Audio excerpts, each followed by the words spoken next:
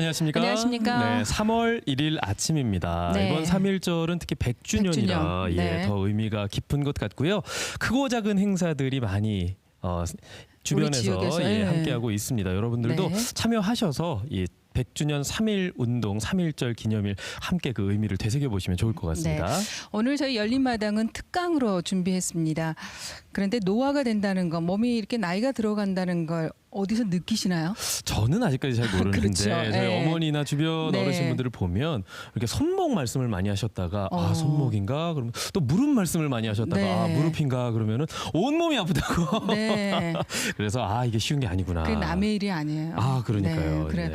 근데 저는 제일 먼저 느낀 게 바로 눈. 아 눈. 네, 일단 이게 네네네. 이렇게 멀어지기 시작하면서 네. 눈이 가장 불편한 것 같습니다. 그리고 실제로 그 눈에 좋지 않은 환경들이 워낙 많잖아요. 그러니까요. 네. 요즘 보시면은 일단 이 방송도 TV로 보고 계시고요. 네. 스마트폰이나 PC나 이렇게 눈과 관련돼서 좀 안 좋을 수 있는 환경들에 많이 노출이 돼 있습니다. 그렇습니다. 그래서 저희가 예. 그 건강 정보 꼼꼼히 챙겨야 되는데요. 그래서 오늘 열린마당에서는요, 이 눈 건강과 관련된 정보들을 좀 알아보려 합니다. 네, 제가 전남대학병원 안과의 최원 교수 모시고 도움 말씀 들어보도록 하겠습니다. 앞으로 나와주세요. 네, 어서 오십시오.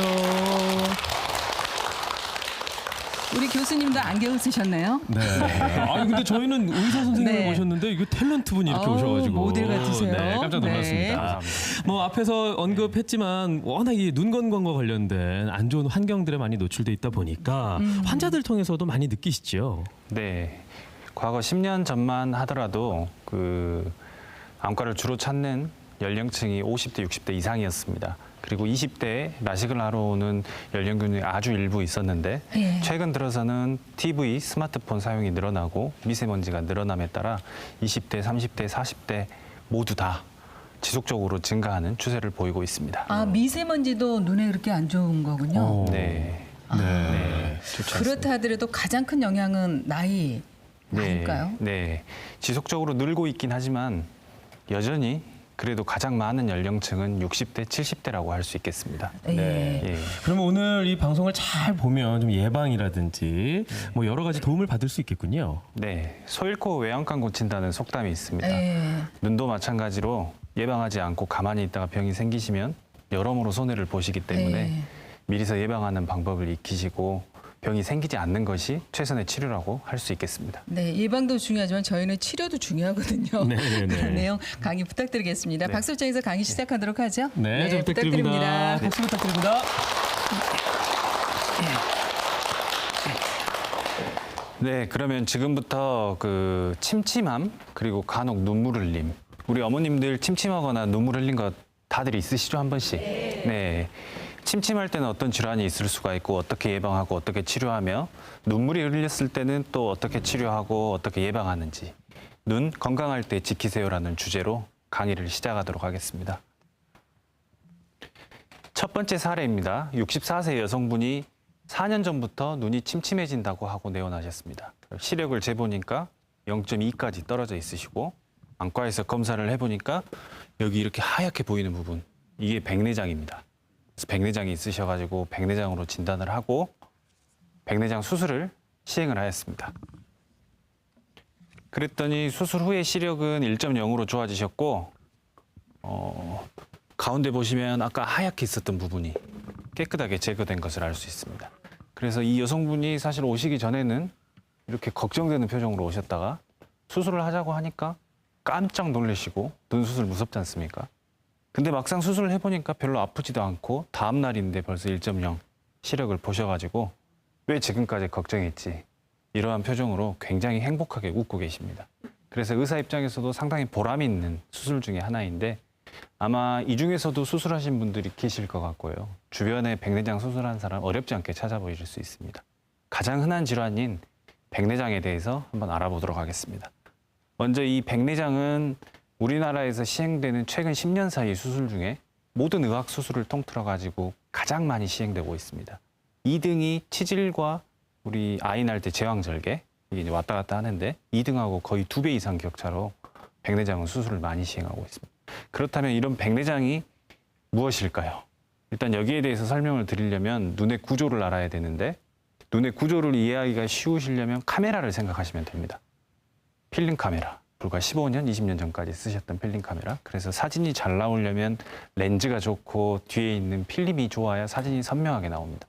마찬가지로 우리 눈도 거기에 해당되는 기능을 한 것들이 기능이 좋아야 사진이 잘 나오게 되는데 이것은 눈을 앞에서 보이는 검은자 부분이고 이쪽은 만져지지가 않습니다. 저기 눈 뒤쪽에 살 속에 들어있는 부분이고 이 뒤쪽이라고 합니다. 그래서 이 뒤에 있는 것을 시신경이라고 하고 카메라로 따지면 필름이라고 생각을 하시면 되겠습니다. 그리고 이 중간에 하얗게 동그랗게 돋보기처럼 들어있는 게 우리 카메라 중에 이렇게 줌이 되는 카메라가 있지 않습니까? 네. 이 수정체가 두꺼워졌다 얇아졌다 하면서 거리를 조절해서 가까운 거 봤다 먼 데 봤다 이게 가능하게 된 겁니다. 그래서 그 줌을 하는 돋보기 같은 렌즈라고 보시면 되고 이 부분이 밖에서 보이는 부분입니다. 우리 눈 만져보면 검은자가 이렇게 피부 위로 만져지지 않습니까? 그래서 이 부분, 그러니까 그 렌즈를 덮고 있는 보호유리라고 생각을 하시면 되겠습니다. 그런데 이 백내장이라는 것은 눈의 가운데에 들어있는 이 렌즈 같은 수정체가 젊었을 때는 투명하지만 나이가 들어가고 뭐 여러 가지 요인들에 의해서 혼탁해져 가지고 뿌옇게 되면 아무래도 렌즈에 때가 많이 끼면 사진이 선명하게 안 나오지 않습니까? 그래서 혼탁해져 가지고 시력이 감소하는 질환이라고 하겠습니다. 그래서 백내장이 있다고 하면 이게 이제 본인 눈에 보일 줄 알고 댁에 가셔가지고 거울로 열심히 쳐다보시는 분들이 있습니다. 근데 백내장 같은 경우는 이제 거울을 보면 아무래도 밝은 빛에서 자기 얼굴을 보기 때문에 우리 눈에도 그 애기 동자라 그래서 고양이 보면 밤에 동자가 커져 있고 낮에 보면 동자가 줄어 있지 않습니까? 그 역할을 하는 게 이 갈색으로 보이는 이 부분입니다. 그래서 실제로 집에서 관찰을 해보시면 동자가 줄어 있는 상태에서 거울을 보기 때문에 아주 말기 백내장이 아니면 자기 눈에는 보이지 않습니다. 그리고 말기 백내장이 돼가지고 완전히 하얘져가지고 거울을 보실 때쯤이 되면 거울이 보이지 않습니다. 네, 그래서 백내장은 자기 눈에 안 보이는 게 맞고요. 이렇게 오시면 저희 안과에서는 특수한 약물을 이용해가지고 이 동자를 굉장히 커지게 만듭니다. 그게 이제 나머지 사진들인데 이 가운데 보면 하얗게 초기 정도로 생겨 있는 모습이고 이 정도면 중기 그리고 말기가 되면 하얗다 못해 이제 갈색, 어두운 색으로 바뀌기 시작합니다. 그러면 집에서 확인해 볼 수 있는 백내장의 증상들은 어떤 것이 있는지 한번 말씀드리겠습니다. 일단 정상적인 눈은 선명하고 잘 보입니다. 하지만 이렇게 백내장이 있는 눈 같은 경우는 모든 사물이 뿌옇게 보이고 진한 색깔의 사물들은 백내장이 없는 눈과 비교를 하면 상대적으로 연한 색깔로 보이게 됩니다. 그리고 말기까지 가면 이런 증상들이 나타나고요. 이제 초기에는 빛의 조건에 따라서 특별히 안 보이는 시기가 있을 수가 있습니다. 예를 들면 햇볕이 굉장히 밝은 날 나갔더니 내가 평소에 보던 간판이 갑자기 안 보인다든지 버스가 오는데 버스 번호가 안 보이신다든지 혹은 거꾸로 주무시기 전에 취침등을 켜놨는데 취침등을 켜고 예전에는 이부자리를 이렇게 펴실 수가 있었는데 어느 순간부터는 취침등 켜고 이부자리를 펴려고 하니까 장롱 손잡이가 안 보이더라. 이런 식으로 아주 어둡거나 아주 밝을 때 초기에는 시력이 먼저 떨어지실 수가 있습니다. 따라서 이러한 경우에 일단 잘 안 보이면 무조건 가시겠죠. 하지만 어쩌다 안 보이는 건 사실 참으실 수가 있습니다. 근데 특별한 조건에서 계속 지속적으로 안 보인다고 하면 안과를 가셔가지고 꼭 정확하게 진단을 받아보셔야겠습니다. 왜 백내장에 걸렸는지 많이들 궁금해하십니다. 안타깝게도 첫 번째는 나이입니다. 나이. 예, 이건 자기가 조심할 수 없는 겁니다. 먹기 싫어도 어쩔 수 없이 먹기 때문에. 그래서 어렸을 때는 아무 그림도 없는 것 같죠? 근데 이제 40세가 되면 좀 색깔이 생기고 60세가 되면 더 진해지고 이렇게 70세 이상이 되면 거의 100% 다 오신다고 봐야 됩니다. 단 수술할 정도로 심하게 왔는지 수술을 안 해도 될 정도인지 이게 중요한 상황입니다. 그리고 이제 나이는 어쩔 수 없다고 치고 백내장이 있다고 들었고 가서 수술을 했는데 주변에 보니까 내 동료들, 내 친구들 아무도 수술한 사람이 없습니다. 이제 이런 경우에 생각해 볼 수 있는 게 태양광선에 의한 자외선 노출이 많으신 분들, 빛을 많이 쬐면 자외선을 많이 쬐면 백내장이 빨리 온다고 돼 있습니다. 그리고 담배를 태우신 흡연, 그리고 근시라는 것은 안경을 벗은 상태에서 가까운 건 보이고 먼 건 안 보여서 저처럼 이렇게 작게 보이는 안경을 써야 잘 보이는 사람을 근시라 그러는데 이 근시가 심해도 백내장은 빨리 올 수 있습니다. 스테로이드라는 약이 있는데 이것은 아토피가 있다든지 면역 질환이 있다든지 혹은 이런 심각한 질환이 아니더라도 허리나 무릎이 아프셔가지고 관절약으로 뭐 1년 이상 약을 장기간으로 복용하게 되면 이 약이 포함된 경우가 있습니다. 그런 경우에는 동료들에 비해서 백내장이 조금 더 빨리 오실 수 있다는 걸 염두에 두셔야겠습니다. 그리고 당뇨, 고혈압, 심혈관 질환 등의 전신 질환이 있으면 백내장 또한 빨리 오게 됩니다. 수술이 무섭죠? 네. 그래서 수술 안 하고 치료는 안 되는지 정말 많이들 여쭤보십니다. 수술 안 하고 좋아질 수는 없는데 더 나빠지지 않게 속도를 늦출 수는 있습니다. 어떻게 늦추는지 봐보면 일단 자외선이 안 좋다고 했으니까 밖에 나가실 때는 자외선 차단을 위한 선글라스를 항상 착용하셔야 되고, 담배를 피우고 계시면 담배를 끊으셔야 되고, 그리고 술 한두 잔은 괜찮습니다. 근데 과음을 자주 하신 분들은 술 또한 줄이셔야겠습니다. 그리고 당뇨가 있는 경우 혈당 조절을 잘 하셔야 백내장이 생기는 것을 막을 수 있겠습니다.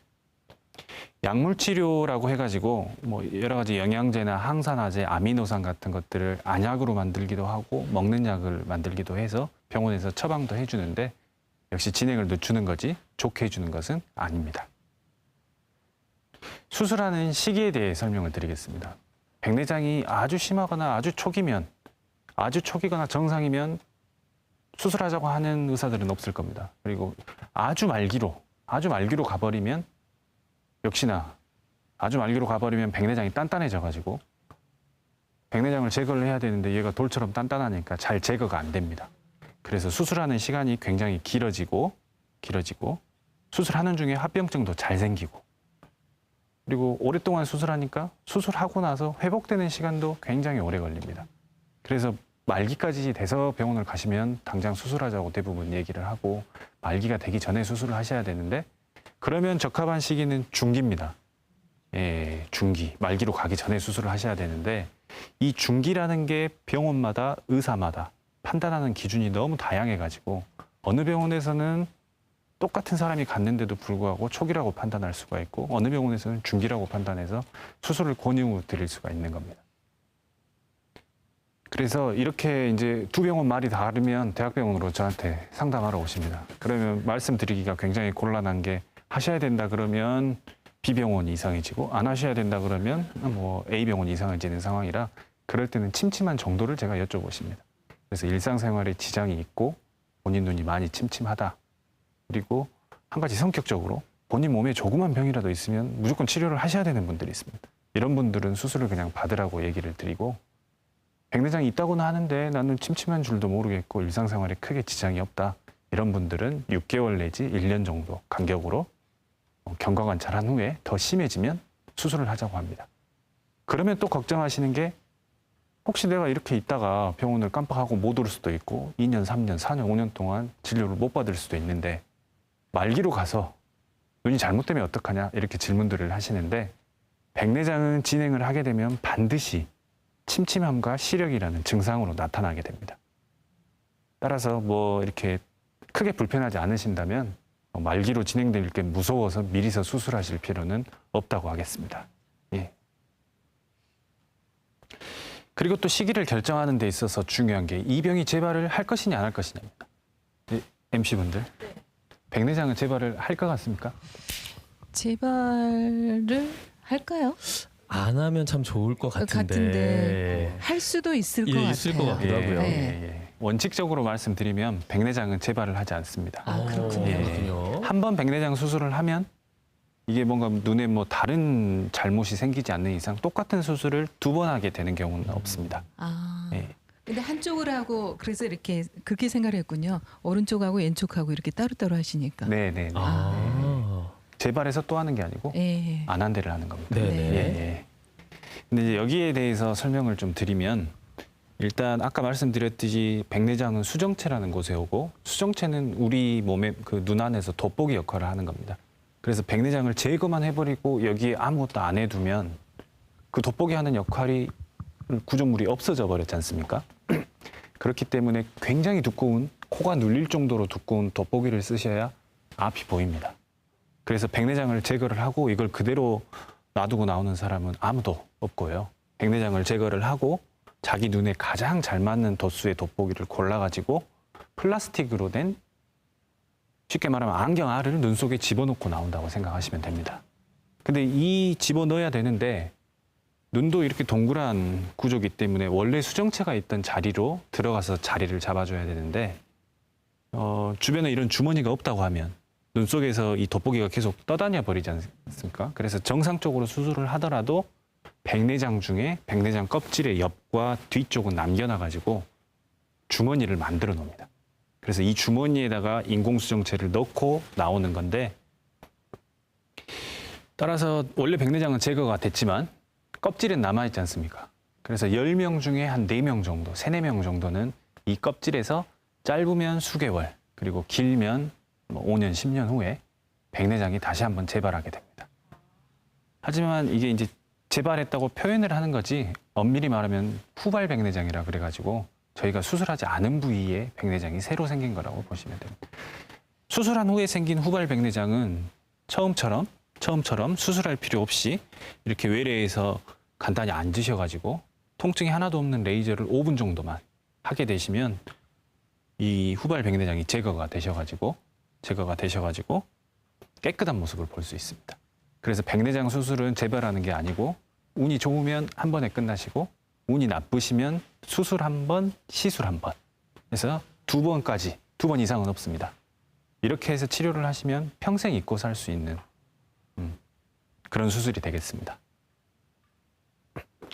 하지만 수술은 침침해서 해야겠는데, 눈은 우리가 티 하나만 들어가도 굉장히 이렇게 민감한 부위이기 때문에 수술을 하자고 하면 무서워서 못 하겠다는 분들도 꽤 계십니다.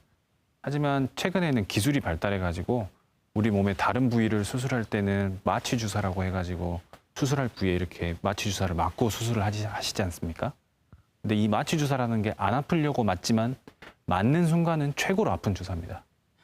그래서 과거에는 눈 수술할 때도 이 눈 아래쪽으로 주사를 놔가지고 수술을 해드렸었는데, 요즘에는 기술이 발달해가지고 안약만 한 방울 넣으면 눈이 마취돼가지고 10명 중 아주 민감한 한두 명 빼고 8명, 9명은 아무런 문제 없이 수술할 수가 있습니다. 더군다나 그 수술 건수 1위 만족하니까 주변에 입소문 타고 나도 침침하면 해야지 하다 보니까 이제 수술 건수가 1위가 된 건데, 1위가 말해주듯이 백내장 수술은 굉장히 안전하고 수술 후 결과도 좋은 수술이기 때문에 수술하기 전부터 혹시 수술해야 되는 상태라고 하시면 미리서 겁먹을 필요는 없으실 것 같습니다. 또한 수술하고 일상생활 복귀도 빨라가지고 직장인들이라 하더라도 휴가를 1주 내지 2주 정도만 내면 양쪽 눈 수술하고 다시 직장에 돌아가서 일하시는 데는 대부분 큰 문제는 없다고 보시면 되겠습니다. 그럼 백내장 수술을 어떻게 하는지 또 궁금해하시는 분들이 많습니다. 백내장 수술은 과거에는 우리 검은자 끝에서 끝이 보통 11mm에서 12mm 정도라고 보는데, 눈의 절반을 칼로 잘라가지고 통째로 제거를 했습니다. 초음파 기술이 발달한 뒤로는 이게 3mm 정도로 줄었고, 기술이 더욱 발달해가지고 지금 수술할 때는 2mm, 1.8mm까지도 줄어서 그걸로 일단 구멍을 냅니다. 그래서 구멍을 낸 후에 이 백내장은 감자와 같다고 생각하시면 되는데, 껍질하고 알맹이로 구성이 되어 있습니다. 그래서 이 알맹이에 백내장이 오는 거라서 이 알맹이를 제거하기 위해서는 앞쪽에 있는 껍질을 제거해야 됩니다. 그래서 아주 미세한 집게를 가지고 앞쪽에 있는 껍질을 동그랗게 예쁘게 제거를 한 뒤에 초음파 기구를 이용해 가지고 백내장을 제거를 하고 깨끗이 제거가 되고 나면 본인 눈에 가장 잘 맞는 도수의 인공수정체, 플라스틱 재질로 된 인공수정체를 계산을 해서 눈 속에 넣어주고 이게 자리를 잘 잡으면 수술이 마무리가 되게 되는 겁니다.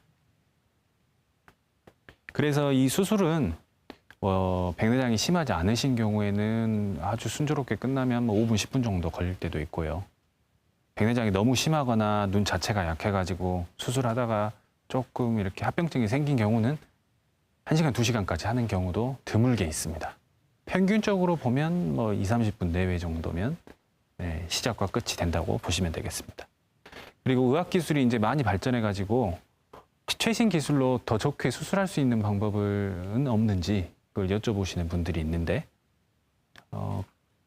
여기에 대해서 설명을 드리려면 먼저 노안에 대해서 설명을 드리겠습니다. 앞서 말씀드렸듯이 백내장은 수정체라는 데 온 질환이고, 수정체는 젊었을 때는 가까운 데를 볼 때는 얘가 두꺼워졌다가 먼 데를 보면 얇아집니다. 이 힘이 좋은데 MC분 노안 아까 오셨다 그러셨잖아요. 네. 예. 근데 이게 노안이 오게 되면 얇아진 수정체가 두꺼워지는 힘이 약해지기 때문에 더 두꺼워져야 되는데 안 두꺼워지니까 돋보기를 쓰셔서 두꺼운 안경을 쓰셔서 그거를 커버해 주시는 건데 네. 과거에는 이렇게 노안이 온 수정체를 제거를 하고 나면 플라스틱 재질로 된 인공수정체를 넣었으니까 얘가 플라스틱이 상식적으로 봤을 때도 두꺼워졌다 얇아졌다 이게 안 되겠잖아요. 그래서 보통은 먼 데를 잘 보이게 맞춰 놓으면 가까운 것은 돋보기를 쓰고 봤어야 됐고 거꾸로 가까운 걸 잘 보이게 맞춰 드릴 수도 있습니다. 도수를 조정하면. 그럼 책 볼 땐 좋은데 멀리 볼 때는 또 안경을 써야 하는 이런 불편함이 있었습니다. 근데 개발이 훨씬 전에 됐지만 불과 한 3년 내지 5년 전부터 이 노안까지 해결할 수 있는 백내장 수술이 개발이 돼가지고 플라스틱 그 인공수정체 안에 조그마한 돋보기를 삽입할 수 있는 기술이 개발이 됐습니다. 그래서 멀리는 보이는데 가까이는 안 보이죠? 예. 근데 먼데 가까운데 다 잘 보이는 이런 기술이 발전이 돼서 최근에는 굉장히 많이 시행하고 있습니다. 그럼 백내장이 오지 않은 상태에서는 노안 수술은 안 되겠군요. 백내장이 오지 않았으면 노안 네. 수술을 안 해도 되는데 네. 이게 이제 사실은 좀 딜레마가 있는 부분입니다. 노안을 해결하기 위해서 이걸 하더라도 해결은 됩니다. 예. 네. 그리고 40대 중반 이후에 노안이 오게 되는데 40대 이후는 자세히 보면 심하지 않고 노안이 아니라면 수술하지 않고 기다릴 정도지 백내장이 조금은 다 와 있습니다. 아. 예. 그렇기 때문에 그 환자분의 필요와 뭐 여러 가지 상의를 해서 노안이 정말 꼭 해결해야 되는 거라고 하면 아주 심하지 않더라도 최근에는 백내장 수술하는 같이 연령대가 이렇게 수술하는 예, 거군요. 예. 조금 낮아지는 경향이 있습니다. 네. 이렇게 좋은 거 다 하지 왜 안 할까? 이렇게 생각하실 수도 있는데 현재는 건강보험 적용이 되지 않습니다. 그래서 굉장히 고가여가지고 경제적으로 좀 여유가 있으신 분이라든지 아니면 실비 중에서도 또 보장이 되는 부분이 있습니다. 그래서 실비보험 가입하신 분이 백내장이 생겼다든지 이런 분들 위주로 현재는 널리 시행되고 있습니다. 아마 이 좋고 결과가 좋으면 언젠가는 건강보험 적용되는 날이 오지 않을까 싶습니다. 네. 그렇다면 수술을 했는데 눈 관리를 어떻게 해야 이게 탈이 나지 않고 잘 나을까요? 일단 칼을 대고 눈 속에 들어가서 수술을 했기 때문에 이 부분으로 세균이 들어가게 되면 염증이 생기고 염증이 생기다 보면 시력을 상실하는 안내염까지 진행할 수가 있습니다. 그래서 수술 후 한 달까지는 이물질 같은 게 눈에 튀면 안 되고 눈을 세게 비비시면 안 되고 땀이 날 정도로 운동을 하신다든지 뭐 과격한 신체적 활동 이런 거는 자제해 주셔야겠습니다. 그리고 병원에서 처방받아가지고 쓰는 안약이나 드시는 약 이거를 잊지 말고 한두 달 정도는 최소한 쓰셔야 부작용 없이 나으실 수가 있습니다. 그리고 이 눈이 얼굴에 달려있기 때문에 사실 씻는 거에 대해서 많이들 물어보십니다. 세수하고 머리 감기는 최소 1주입니다. 그리고 2주 안 하시면 좋고 목욕이나 뭐 수영 같은 경우는 한 달 정도는 지나셔야 할 수 있다고 보통은 설명을 드리고 있습니다. 이제 두 번째 사례입니다. 두 번째 사례인데 50세 여성분이 건강검진을 하러 갔더니 녹내장이 있다고 안과 가서 정밀검사를 받아보라고 하셔가지고 안과에 내원하셨습니다. 양쪽 시력은 1.0으로 정상입니다. 하지만 이제 옆에 시행한 게 시야 검사인데 시야에 대해서 설명을 드리면 제가 보려고 하는 물체가 얼마나 정확히 보이느냐가 시력입니다. 제가 예를 들어서 우리 MC분 얼굴을 보고 있으면 얼굴이 얼마나 또렷이 보이느냐가 시야고 제가 여기를 보고 있는데 누가 저기서 공을 던진다든지 이때 강아지가 이렇게 온다든지 이렇게 하면 여기를 보고 있어도 이렇게 오는 게 느껴지지 않습니까? 그래서 주변부가 얼마나 잘 보이느냐 이게 이제 시야 검사인데 오른쪽 눈은 하얗게 잘 보이는 정상 소견이고 왼쪽 눈은 보면 가운데 쪽은 하얗지만 그래서 시력은 좋지만 주변부는 까맣게 주변에서 다가오는 건 전혀 보지 못하는 시야 장애가 있는 소견을 보이고 있습니다. 그래서 진단은 녹내장으로 진단을 해가지고 녹내장 안약 전환을 하고 다음번에 보기로 하였습니다. 그래서 이 녹내장이라는 병을 이해를 하시려면 안압이라는 거에 대해서 또 이해를 하셔야 되는데 말 그대로 눈의 압력입니다. 예, 우리 눈알도 공처럼 생겨 있기 때문에 이게 적당히 말랑말랑해야 건강한 눈이지 너무 말랑말랑한다든지 예를 들어 공이 너무 빵빵하다든지 이러면 우리 뭐 이렇게 스포츠 경기에 이용할 수가 없겠지 않습니까? 눈도 마찬가지로 너무 말랑말랑해도 안 되고 너무 빵빵해도 안 좋습니다. 녹내장은 너무 빵빵하게 안 좋은 상태를 녹내장이라고 합니다. 그래서 치료 전에 안압이 정상 범위가 10에서 21이었는데 28로 정상보다 높아져 있었는데 안약을 쓰고 나서 봤더니 안압이 12까지 정상 범위 내로 잘 떨어졌습니다. 그래서 녹내장 안약을 돌아가시기 전까지 계속 쓰셔야 된다라고 설명을 드리고 정기적인 녹내장 진행 여부를 관찰하기로 하였습니다. 그렇다면 이 녹내장이 도대체 무엇인지, 백내장은 사실 주변에서 들으신 말씀들이 있어가지고 무슨 병인지 대충 알고 계시는데 녹내장을 새롭게 진단하면 설명드리는데 시간이 굉장히 오래 걸립니다. 그래서 쉽게 설명을 드리면 우리 눈에 있는 신경 조직도 피를 공급받고 영양분을 공급받아야 건강하게 살아남을 수가 있습니다. 근데 공에 예를 들어서 바람이 너무 빵빵하게 들어있다면 여기에 추가로 바람을 더 넣는다든지 이런 게 힘들겠잖아요. 그렇죠? 예. 그러니까 이 압도 정상보다 세게 들어있기 때문에 뒤쪽에서 들어오는 피가 본인이 이 신경이 필요로 하는 양보다는 적게 들어오게 됩니다. 영양분도 적어지고요. 그래서 신경이 점차 이렇게 잘 영양분을 공급받지 못해가지고 손상돼서 시야 장애가 바깥쪽에서부터 이렇게 점점 초래되는 질환을 녹내장이라고 하겠습니다. 그리고 녹내장이라고 하는데 아까 앞선 사례에서도 환자분이 본인이 눈이 불편해서 병원을 가신 게 아니고 건강검진을 했는데 녹내장을 발견했다고 했습니다. 눈이 전혀 불편하지 않는데 녹내장이 진짜 많냐? 이렇게 여쭤보시는 경우도 많습니다. 여기 녹내장 환자는 어떻게 보이는지 사진을 한번 봐보시겠습니다. 첫 번째 사진이 정상적인 시야 사진입니다. 이 오토바이 타고 지나가는 아저씨 잘 보이시죠? 그리고 두 번째가 초기, 세 번째가 중기 녹내장의 시야 사진인데 아저씨는 여전히 잘 보입니다. 그리고 아주 주변, 별로 볼 필요도 없는 부분만 살짝 거뭇거뭇해지기 시작하는 겁니다. 아주 말기가 돼야 정말 이렇게 터널처럼 보이는 터널 시야라 그래서 저렇게 좁아지는 단계가 돼야 본인은 침침함을 느끼시게 됩니다. 그래서 녹내장은 증상이 없기 때문에 검진이 아니면 사실 발견하기가 쉽지 않습니다. 그리고 이 녹내장은 백내장과 다르게 백내장은 아까 0.2인 시력을 수술했더니 1.0까지 좋아져서 치료가 됐는데 녹내장은 사실 좋아지긴 할 수 없습니다. 더 안 나빠지게만 해야 되는데 그러면 치료가 필요 없지 않느냐. 어차피 나빠질 건데 치료하는 이유에 대해서 설명을 드려보겠습니다. 이 그래프 보시면 이쪽이 시력인데 이쪽이 정상, 위쪽이 정상입니다. 그리고 여기 아래까지 내려오면 눈앞이 하나도 안 보이는 실명 상태라고 보시면 되겠습니다. 그리고 이 빨간 줄로 된 부분이 여기보다 더 아래로 내려오면 일상생활에 지장이 있을 정도로 기능이 저하된 상태라고 보시면 됩니다.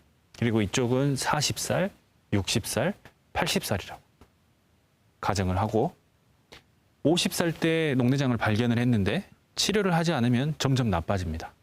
그래서 60살 정도가 되면 일상생활에 지장이 크게 있게 되고 그대로 내버려두면 또 70살 정도가 되셔가지고는 앞이 정말로 하나도 안 보여가지고 혼자 화장실도 못 가시고 식사도 못 하시고 평균 수명이 80세라고 가정하면 나머지 10년은 그렇게 사셔야 된다는 결론이 나옵니다. 그래서 50세 때 똑같이 녹내장을 발견을 하셨더라도 치료를 잘 받아서 이 나빠지는 속도를 늦출 수가 있다면 돌아가시기 전까지는 보고 사시는 데는 문제가 없다는 결론이 나오게 됩니다.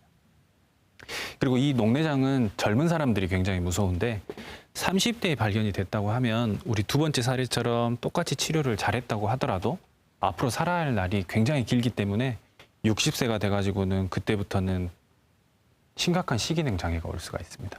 그래서 녹내장 같은 경우는 젊어서 발견하면 할수록 치료를 최선을 다해서 해가지고 나빠지는 속도를 최대한 늦추는 게 중요하겠습니다. 상대적으로 뭐 70대, 거의 80대 되신 분이 발견을 했다고 하면 좀 빨리 나빠지더라도 뭐 이렇게 보고 사시는 데는 크게 문제가 없을 가능성이 있습니다. 그런다고 치료를 안 받으시면 안 됩니다. 왜냐하면 언제 돌아가실지 모르기 때문에. 네. 그래서 이 녹내장과 관련된 궁금증에 대해서 또 답을 해드리면 백내장은 완전히 치료가 되고 글자 하나만 다릅니다. 백인지 녹인지. 네. 그래서 녹내장도 백내장처럼 치료가 되는지를 많이들 물어보시는데 우리 주변에서 이 뇌신경 머리에 풍이 왔다고 생각을 하시면 뇌신경에 풍이 와가지고 반쪽이 마비가 되고 말씀이 어눌해지신 분들 중에 혹시 회복되신 분들 보신 적 있으신가요? 예. 뇌신경은 한번 손상이 되면 회복되지가 않습니다. 시신경도 마찬가지로 이 뇌신경의 일종이기 때문에 한번 나빠진 시신경은 돌아올 수가 없습니다. 그래서 치료는 되지 않고 나빠지지 않게 예방하는 것이 치료의 목적이라고 하겠습니다.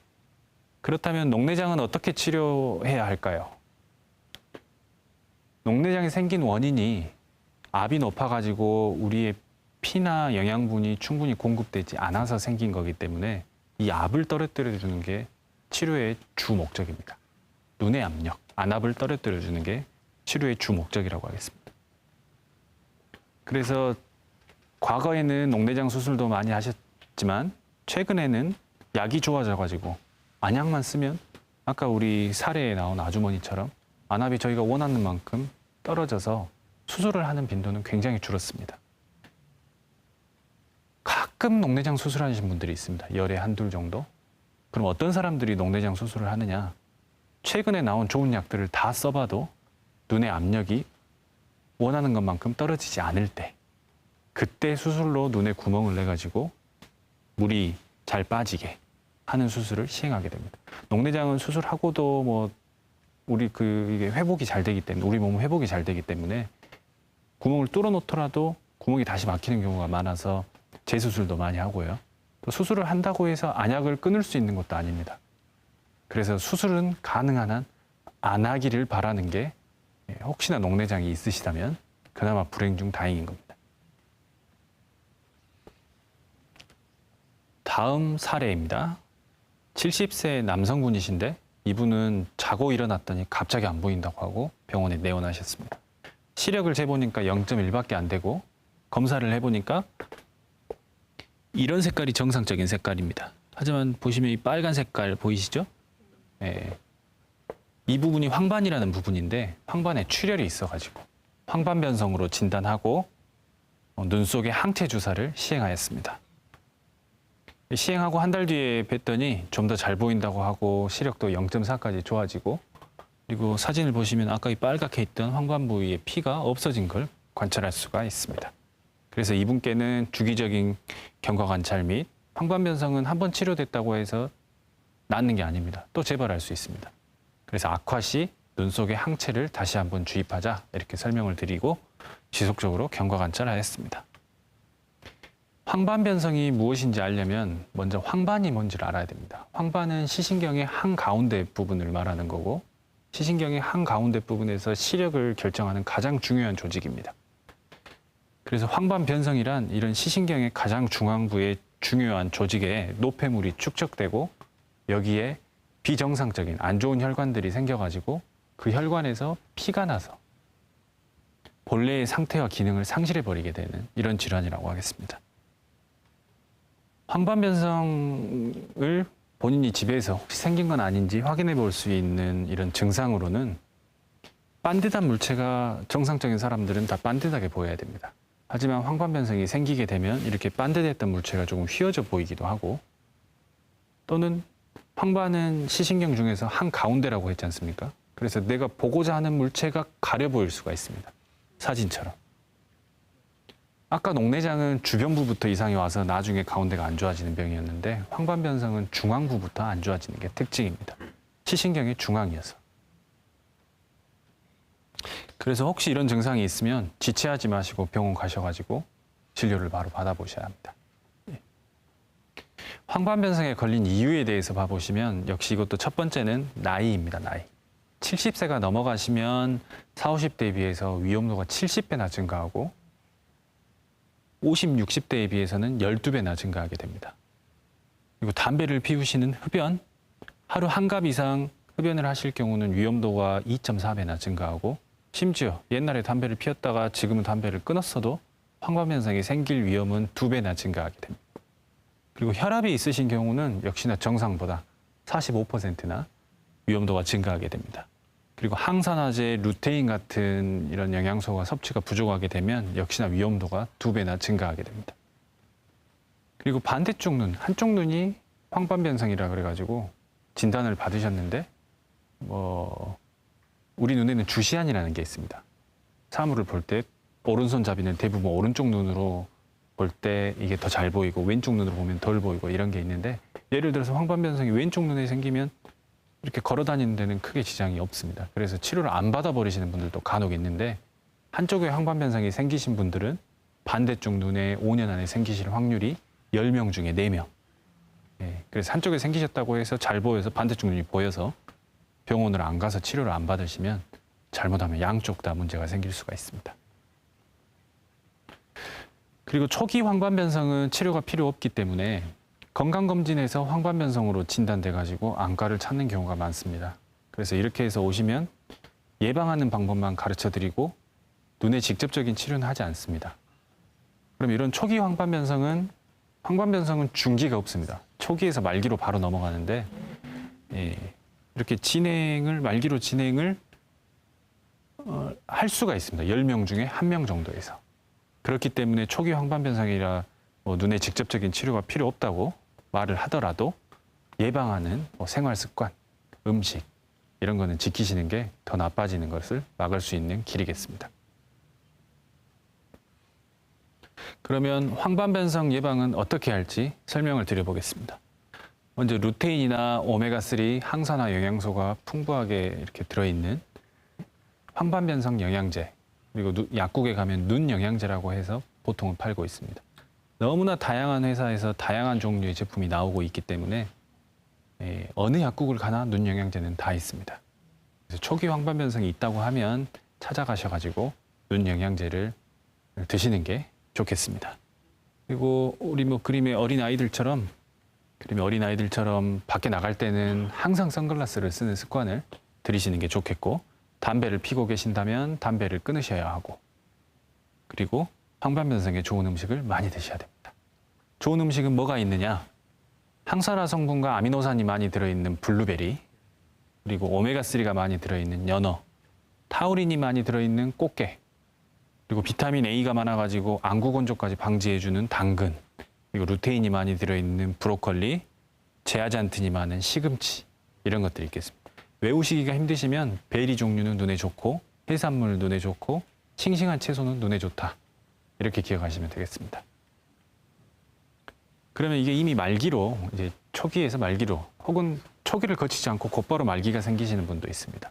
이렇게 진행된 황반변성 치료는 어떻게 해야 할까 보면, 불과 이게 이제 10년 전까지만 하더라도 눈 속에 놓는 항체 주사가 개발이 안 돼가지고 황반변성에 걸리시면 실명하셨습니다 하고 장애 진단서를 써드리는 경우가 허다했습니다. 하지만 항체 주사가 우리나라에 10여 년 전부터 들어와가지고 널리 사용하면서부터는 진행된 황반변성도 좋아질 수가 있고, 최악의 경우에는 더 나빠지는 것은 적어도 막을 수가 있다고 되어 있습니다. 그래서 요즘에는 진행된 황반변성에 걸리시면 항체 주사를 눈 속에 보통은 맞게 됩니다. 최소 3번입니다. 그리고 많이 맞으신 분들은 수십 번, 돌아가시기 전까지 계속 맞으셔야 되는 분들도 간혹가다 있습니다.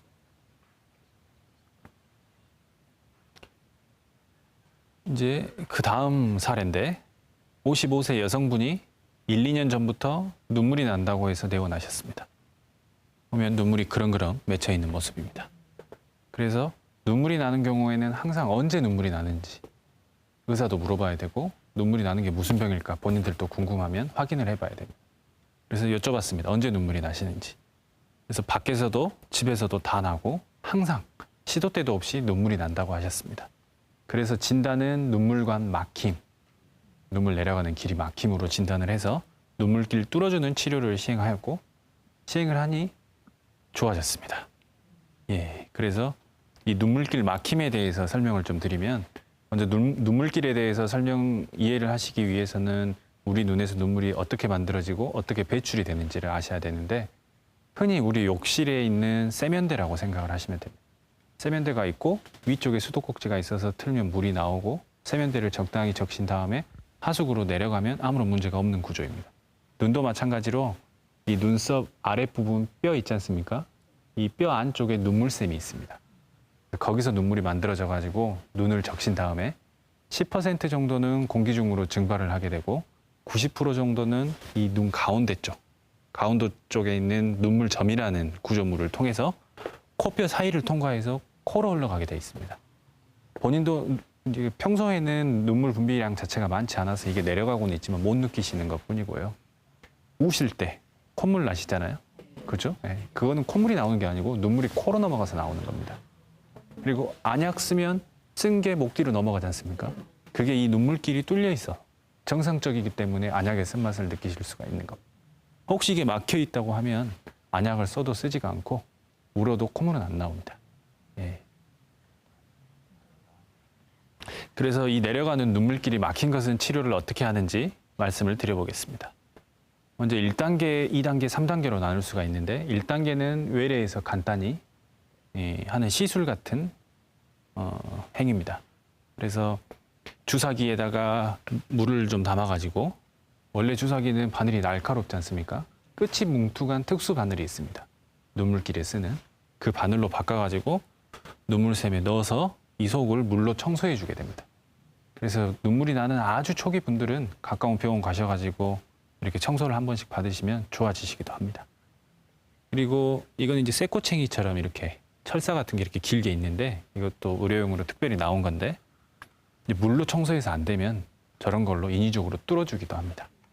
그래서 이제 1단계에서 해결이 되면 사실은 대학병원까지는 뭐 오실 필요가 없습니다. 근데 1단계에서 해결이 안 되면 이제 대학병원에 오셔가지고 특수검사를 한 다음에 2단계, 3단계 수술을 시행하게 되는데 2단계 수술을 설명을 드리면 2단계 수술은 국소마취로 하는 수술이고 수술 시간도 5분 내지 10분 정도로 비교적 길지 않고 간단하게 할 수 있는 수술입니다. 어떻게 수술을 하냐면 원래 길이 눈에서 코로 연결이 되어 있는데 이 길을 넓히고 이 넓어진 길이 다시 좁아지지 말라고 실리콘 재질로 된 가느다란 관을 눈 쪽부터 해서 코 쪽까지 연결을 해주게 됩니다. 그래서 이렇게 관을 넣어놓고 수술을 마무리하게 되고요. 관을 넣었다고 하면 6개월 정도 기다렸다가 이 관을 제거하게 됩니다. 예. 하지만 이 2단계 수술의 단점이 뭐냐면 근본적인 치료는 아니기 때문에 짧으면 몇 달에서 길면 뭐 5년, 10년 정도 좋다가 다시 재발할 수가 있습니다. 이렇게 이제 재발한 경우에는 2단계 수술이 효과가 매우 좋고 오랫동안 괜찮으셨으면 2단계 수술을 다시 한번 해드리고요. 그게 효과가 별로였다 이러면 3단계 수술로 넘어갑니다. 또는 처음에 와서 검사했을 때 2단계 수술은 아예 해볼 필요가 없이 안 좋게 맡기신 분들이 있습니다. 그런 분들은 곧장 3단계 수술로 가게 되는데 3단계 수술은 원래 이렇게 아래쪽으로 있는 길은 무시해버리고 너무 길지 않습니까? 그래서 이 눈물이 있는 눈과 코를 바로 연결해버리는 이런 수술을 받게 됩니다. 근데 바로 연결을 하려고 하면 코 쪽에 뼈가 가로막고 있어가지고 이 뼈를 제거를 해야 되기 때문에 3단계 수술을 받으시는 경우는 보통은 입원하셔가지고 전신 마취를 하고 수술을 하게 됩니다. 그래서 이야기 쉽게 설명드리면 2단계 수술은 본래 본인의 길을 넓히고 거기다가 실리콘 관만 넣는 거고 이제 3단계 수술 같은 경우는 자기 길을 무시해버리고 새로운 고속도로를 크게 내서 눈물이 바로 내려갈 수 있게 이런 수술이라고 보시면 되겠습니다. 그래서 눈물 흘림 환자가 내원하셔가지고 최종적으로 3단계까지 곧바로 3단계 가실 수도 있고 1단계, 2단계 거쳐서 3단계로 가실 수도 있는데 여튼 3단계까지 수술을 받게 되시면 눈물 흘림 환자의 열의 8, 9은 눈물 흘림이 줄거나 완전히 좋아지게 됩니다. 그러니까 눈물 흘리는 게 사실 보이는 것에는 지장이 없습니다.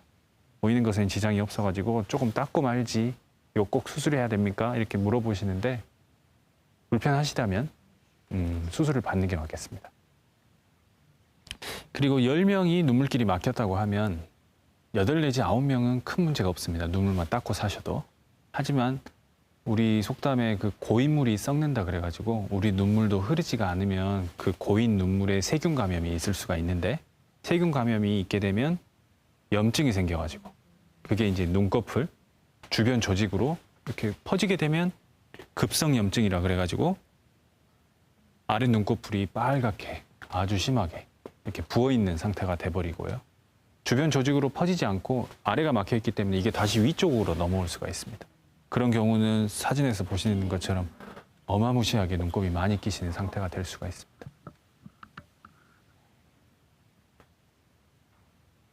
다음 사례입니다. 42세 여성분이신데 이분도 1, 2년 전부터 눈물이 난다고 내원하셨습니다. 그래서 역시나 언제 눈물이 나시는지 여쭤봤습니다. 근데 아까 앞에 분은 어땠죠? 아무 데서나. 그렇죠. 실내에서도 눈물이 나시고 그분은 밖에 나가도 눈물이 나고 둘 다 났습니다. 근데 이분은 바람 쐬면 눈물이 난다고 하시고 집에서는 괜찮다고 하십니다. 이게 어디서 나는지가 왜 중요하냐면 앞에 분은 치료가 결국은 수술인데 이 뒤에 분은 똑같이 눈물은 나지만 이분은 안구건조증으로 진단이 돼가지고 약물 치료만 시행해가지고 좋아진 경우이기 때문입니다. 예. 그러니까 눈물이 나는 것은 눈물이 실제로 많아서 날 수도 있고 너무 부족해서 눈 보호를 제대로 못하니까 이게 자극돼가지고 바람 같은 게 불 때 그래서 날 수도 있습니다. 그러면 이렇게 눈물이 흘리는 거 말고도 안구건조증은 정말 다양한 증상, 거의 모든 눈의 증상을 다 호소하십니다. 모래알이 굴러다니는 것 같다, 눈물이 흐른다, 눈이 충혈이 된다, 눈이 시리다, 피곤하다, 뻑뻑하다, 그리고 아주 심한 경우에는 시력장애, 보이는 것까지 안 보이게 된다. 이렇게 다양하게 호소할 수가 있습니다. 그러면 안구건조증이 무엇인지 그림을 통해서 한번 봐보시겠습니다.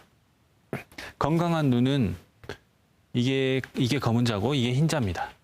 이 표면에 눈물이 매끄럽게 코팅이 되어 있는데 그리고 눈물이 안정적으로 확산이 잘 되어 있습니다. 하지만 눈물이 부족한 상태가 되면 눈물이 부족하니까 이게 눈 표면을 완전히 보호를 못 하겠잖아요. 그래서 이렇게 노출되는 부분이 생기게 됩니다. 이렇게 노출되는 부위는 말라버려가지고 우리 경험하기 쉽게 비유를 하자면 입 벌리고 주무시면 아침에 이게 좀 힘드시잖아요. 그런 것처럼 눈도 말라버려가지고 이 부분이 까끌까끌하다, 모래알이 굴러다니는 것 같다, 뭐 이런 식으로 느끼실 수가 있습니다. 그래서 눈물이 불안정하여 제대로 확산되지 않는 상태를 안구건조증이라고 합니다. 안구건조증이 생기는 이유는 너무나 다양하게 많습니다. 이것은 정말 어디 걸려도 다 걸릴 정도로 다 걸리는데 뭐 당뇨, 혈압, 면역 질환, 뭐 우울증, 약 뭐 이런 거기 때문에 미세먼지에도 유발이 되고 담배에도 유발이 되고 뭐 다 됩니다. 그거야 그런다 치고 최근에 젊은 층에서 안구건조증이 많아지고 있는데 이 건조증이 많아지게 된 3대 요인에 대해서 봐보시면 컴퓨터나 스마트폰 쓰는 시간이 굉장히 늘었습니다. 굉장히 늘었고 또 이제 경제적으로 발전을 하다 보니까 대부분의 장소에 에어컨이나 히터가 있습니다. 그래서 에어컨이나 히터가 있으면 대기가 건조해지기 때문에 더 심해지는 거고 미용을 위해서 컨택트 렌즈를 쓰시는 분들도 늘어나 있습니다.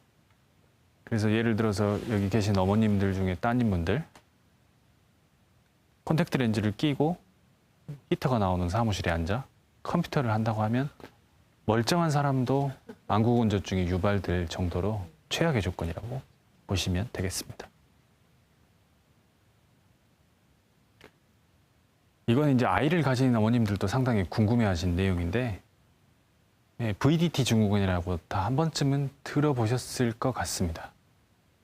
그러니까 컴퓨터나 TV, 비디오 게임, 휴대전화 이런 것들을 이 비디오 이런 기구들을 VDT라고 하는데 이런 컴퓨터를 하면 왜 안구건조증이 생기는지 설명을 해드리겠습니다. 평상시에는 아무것도 안 하고 있으면 눈을 깜빡 이렇게 하게 됩니다. 하지만 뭔가에 집중을 하게 되면 이 깜빡임 횟수가 현저하게 줄어들게 됩니다. 그래서 계속 눈을 뜨고 있으면 노출되는 시간이 길어지기 때문에 증발되는 양이 많아지지 않습니까? 그래서 안구건조증이 생기게 됩니다.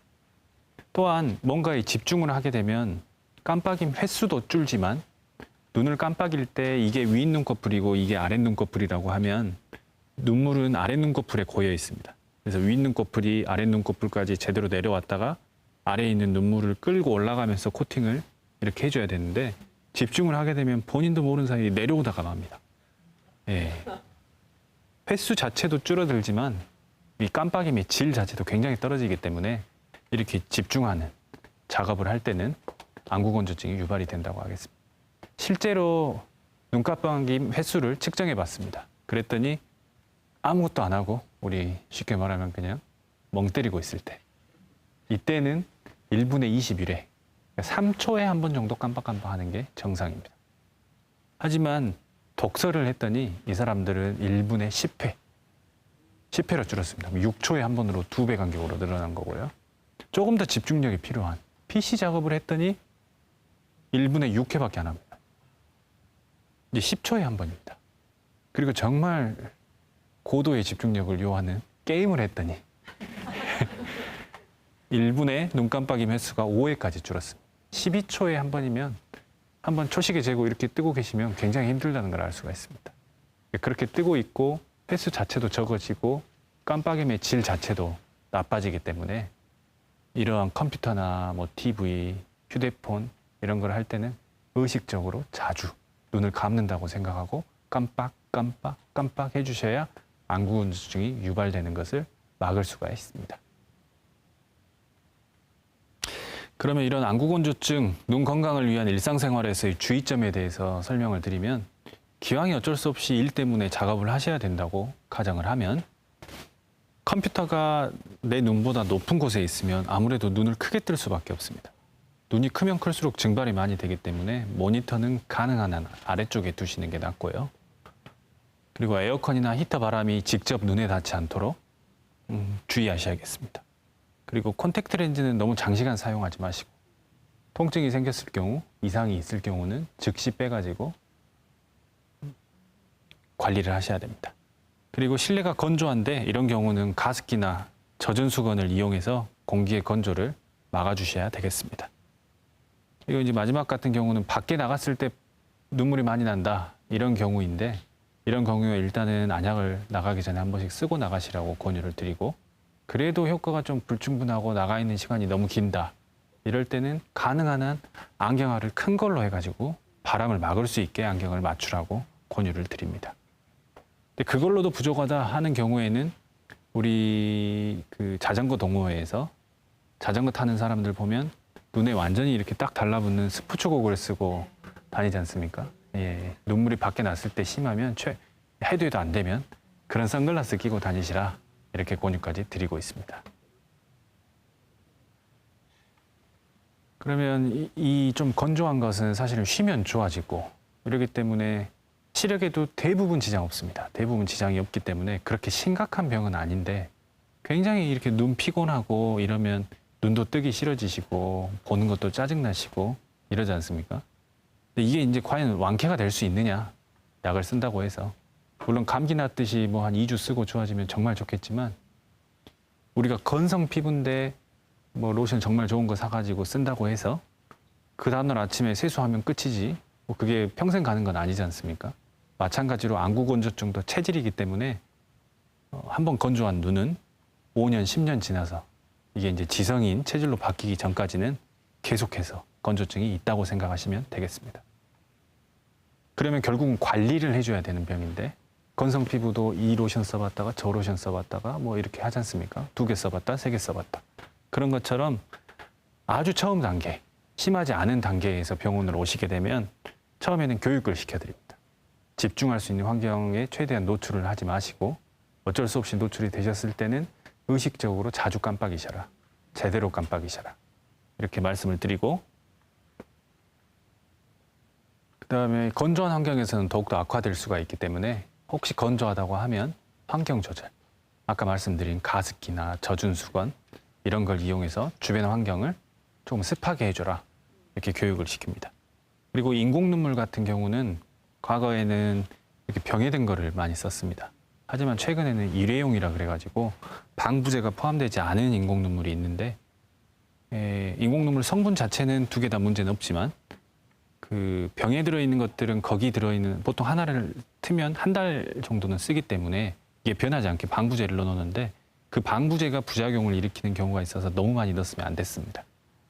근데 이제 일회용으로 나오면서부터는 많이 넣어도 상관없는 걸로 되었는데 그래서 이제 인공 눈물을 처방해드려서 횟수에 상관없이 불편하시면 항상 쓰셔라 이렇게 설명을 드리고요.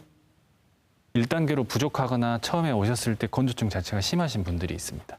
그러면 이제 2단계, 1단계 치료에 더해서 2단계 치료를 하는 겁니다. 연고도 처방을 해드리고 항염증 안약도 처방을 해드립니다. 안구건조증에 갑자기 무슨 염증이냐 이런 궁금증이 생기실 수도 있습니다. 안구건조증 환자들의 뭐 눈물도 빼보고 흰자도 조금 뜯어보고 여러 가지로 연구를 다 해봤더니 안구건조증 환자들은 염증 수치가 다 올라가 있더라. 이게 세계적으로 증명이 됐습니다.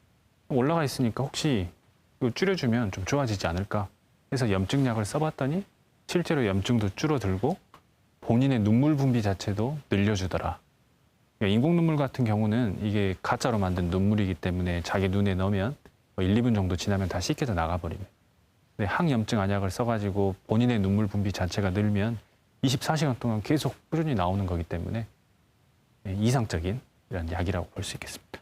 그리고 이런 항염증 안약 때문에 사실은 건조증이 심하신 분들은 안과를 찾으셔가지고 그런 약을 처방받아서 사용하셔야 됩니다. 그리고 오메가3나 감마 리놀레인산 같은 이런 영양소를 섭취하셔야 되고요. 3단계는 시력에 지장을 조금 주는 단계입니다. 이때부터는 눈이 좀 흐려지기 시작합니다. 그리고 이런 빈도는 그렇게 높지는 않습니다. 근데 이제 지장을 줄 정도로 심하게 오시게 되면 우리 몸에서 피를 빼가지고 이게 굳지 않게 특수 약물을 첨가해서 가만히 두면 적혈구나 백혈구 같은 찌꺼기들은 아래로 가라앉고 위쪽에는 맑은 영양분을 굉장히 많이 함유한 맑은 물만 남게 됩니다. 그래서 이 맑은 물을 안약으로 다시 만들어가지고 눈에 넣으라고 이렇게 설명을 드립니다. 그리고 서두에 설명드렸듯이 그 눈물은 이 위쪽에서 만들어져서 눈을 적시고 코 쪽으로 내려가는데 눈물이 많은 사람들은 아까 내려가는 걸 뚫어줬지 않습니까? 근데 건조증은 눈물이 부족한 사람들입니다. 그래서 인위적으로 내려가는 길을 임시로 막는 방법이 있습니다. 그러면 눈에 더 오래 고여 있겠지 않습니까? 그게 이제 눈물점 폐쇄술, 임시로 하는 거고요. 그리고 일반 콘택트 렌즈는 안구건조증을 악화시키는데 안과에서 쓰는 치료용 콘택트 렌즈는 안구건조증의 증상을 조금 좋아지기도 합니다. 렌즈를 끼워주는 경우도 있고요. 여기에서 나온 고글은 그냥 일반적인 아까 말씀드린 안경이 아니고요. 우리 스킨스쿠버 할 때 눈에 물 안 들어가게 이렇게 딱 붙여서 쓰는 고글이 있지 않습니까? 그런 걸 말하는 겁니다. 그렇게 이제 완전히 붙여져 쓰면 공기가 안 통하니까 증발이 안 되기 때문에 그렇게까지 치료하는 경우도 가끔 있습니다. 그리고 마지막 단계, 정말 실명 단계까지 이르게 되면 이제 내려가는 길을 수술로서 그냥 완전히 꿰매가지고 영구적으로 막아버리는 눈물점 폐쇄를 시행하게 되겠습니다. 그리고 항염증제가 눈물 분비를 늘린다고 했는데 안약으로는 부족하니까 드시는 약으로 드린다든지 주사로 준다든지 이렇게 치료를 하게 되겠습니다. 이상으로 오늘 강의를 마치도록 하겠습니다. 네, 그럼 박수 한번 주시겠습니까? 네, 앞으로 좀 모시겠습니다. 네, 강의 잘 들었습니다. 제가 주위에서 흔히 듣게 되는 여러 가지 안 질환에 대해서 자세한 설명을 해주셨습니다. 네. 네, 듣다 보니까 특히 녹내장 같은 경우에는 처음에 증상이 없잖아요. 네. 그리고 치료를 하시면 늦출 수가 있는데 증상이 없기 때문에 정기 검진 정말 중요할 것 같나요? 네. 그리고 증상을 제가 여러 가지를 설명을 드렸지만 헷갈리는 경우도 많고 이걸 잘못해가지고 괜찮은 질환으로 오인해서 병을 키워가지고 오시는 경우도 심심치 않게 있습니다. 그렇기 때문에 혹시 눈에 이상이 없으시더라도 1, 2년에 한 번 정도는 정기적으로 검진을 해주시는 게 좋겠습니다. 네. 거기서 중요한 게 안압이었잖아요. 네. 안압이 올라가는 걸 저희가 느낄 수가 있나요? 안압이 물론 이제 뭐 35, 40까지 올라가게 된다면 눈도 아프고 머리도 아프고 눈도 침침해집니다. 하지만 뭐 20에서 30 사이 정도 이 정도 올라간다면 보통은 증상이 없습니다. 네. 혈압은 알아도 안압 모르시는 분들이 많잖아요. 그러니까요. 그렇죠. 예. 그리고 왜 영양제, 눈과 관련된 영양제 같은 것도 많이 챙기시는데 이걸 계속해서 뭐 꾸준히 먹어야 되는 건가요? 이거 어느 정도 먹어야 되는지 잘 모르시거든요. 사실 경제적인 여유만 되신다고 한다면 영양제는 계속 사가지고 드시는 게 좋겠습니다. 왜냐하면 그게 이제 인공적으로 만든 뭐 약이 아니고 각 그 눈에 좋다는 음식들의 필수적인 성분들만 뽑아서 엑기스로 만들어 놓은 거기 때문에 사실은 그 음식 돈 주고 산 것보다 더 싸게 필수 영양소를 섭취할 수 있습니다. 네. 근데 요즘 워낙 먹는 영양제가 더 많잖아요. 그러다 보니까 특히 루테인 말씀하셨는데 같이 먹어서는 안 되는 게 혹시 있을까요? 특별히 뭐 주의할 것은 없습니다. 그런 거 뭐 처방받아서 먹는 영양제는 아니죠? 네네네. 처방받지 않고 약국에 가셔가지고 그냥 사서 드시면 되겠습니다. 네. 네. 그리고 앞서 백내장 그 수술할 때 주사 맞지 않고 엄청 좋아하셨어요. 수술 방법이 많이 좋아졌나 봐요. 네. 예. 어. 과거에 비해서 예. 이 잘라야 되는 사이즈 자체가 많이 줄어가지고 예. 주사 맞지 않고도 이제는 수술하실 수 있습니다. 아, 다행입니다. 예. 주사 안 그렇습니다. 맞아도 된다는 게 다행이네요. 네. 네. 오늘 여기까지 설명 잘 들었습니다. 네. 네. 감사합니다. 네, 고맙습니다. 네. 네, 오늘 눈 건강에 대한 특강으로 함께했는데요. 네. 예, 건강 특강 듣다 보면 역시 증상이 나타날 때 빨리 원인을 알아서 치료하는 게 최선의 방법인 것 같습니다. 그렇습니다. 예. 너무 이 시간을 끌다 보면은 예. 뭐 안 좋아지니까요. 네. 조금이라도 문제가 있다 싶으시면 일단 전문가를 만나보시는 게 가장 좋은 것 같습니다. 특히 네. 또 오늘 많이 들었던 눈과 관련된 나쁜 네. 습관들 그렇죠. 저희가 네. 피해야 될 건 좀 피해야 될 것 같습니다. 네. 자, 오늘 준비한 소식 저희 여기까지고요. 저희는 다음 주에 더 좋은 소식으로 찾아오도록 네. 하겠습니다. 여러분 고맙습니다. 고맙습니다.